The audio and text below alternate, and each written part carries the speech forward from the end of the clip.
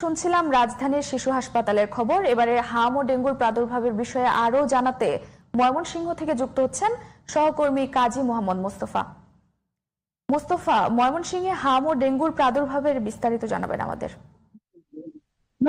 ঠিক জেরিন, ঠিক যেমনটি বলছিলেন, আমি এই মুহূর্তে আছি ময়মনসিংহ মেডিকেল কলেজ হাসপাতালের ইমার্জেন্সি সামনে। ময়মনসিংহ মেডিকেল কলেজ হাসপাতাল এই অঞ্চলের মানুষের চিকিৎসা সেবা দেওয়ার একমাত্র ভরসার জায়গা, একমাত্র আস্থার জায়গা। এখানে মানুষ প্রচুর পরিমাণে রোগী এখানে চিকিৎসা সেবা নিতে আসে। গত 24 ঘন্টায় কোনো মৃত্যুর খবর নেই হাম এবং ডেঙ্গুতে। তারপরেও ময়মনসিংহ মেডিকেল কলেজ হাসপাতালে হাম আইসোলেশন ওয়ার্ডে 50 জন এখন চিকিৎসাধীন রয়েছে। নতুন করে 21 জন হামে ভর্তি হয়েছে, আর ডেঙ্গুতে ভর্তি হয়েছে আর 13 জন, এবং এ নিয়ে ডেঙ্গুতে চিকিৎসাধীন রয়েছে 34 জন। এটি সম্পূর্ণ এবং তারা সচেতনতার অভাবেই, অর্থাৎ দুটি রোগী সচেতনতার অভাবেই মানুষের আক্রান্ত হয়, এবং হামের শিশুরা বেশি আক্রান্ত হচ্ছে।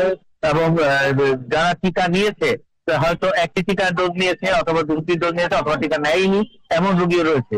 যারা সুস্থ হয়ে বাড়ি ফিরেছে তারা টিকা সম্পন্ন করেছে, এমন রোগীও এখানে রয়েছে।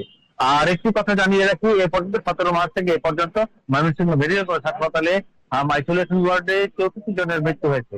আর ডেঙ্গুতে এবছর 5 জনের মৃত্যু হয়েছে। আর ডেঙ্গু হামের টিকার কথা যদি বলতে হয়, হামের শতভাগের ওপরে টিকাদান সম্পন্ন করতে পেরেছে এবছর, এটা স্বাস্থ্য বিভাগ জানিয়েছে। আর ডেঙ্গুতে সচেতনতা বৃদ্ধির জন্য সিটি কর্পোরেশন এলাকায় সিটি কর্পোরেশন থেকে পরিষ্কার পরিচ্ছন্নতা অভিযান এবং বিভিন্ন বাসাবাড়িতে যে জায়গায় মশা উৎপাদন হয় সেই জায়গায় মশা উৎপাদন এবং সেই জায়গায় পাওয়া গেলে তাদেরকে নির্বাহী ম্যাজিস্ট্রেট দিয়ে তাদেরকে জরিমানা করা হচ্ছে এবং বিভিন্ন দণ্ড দেওয়া হচ্ছে। ধন্যবাদ মোস্তফা আপনাকে।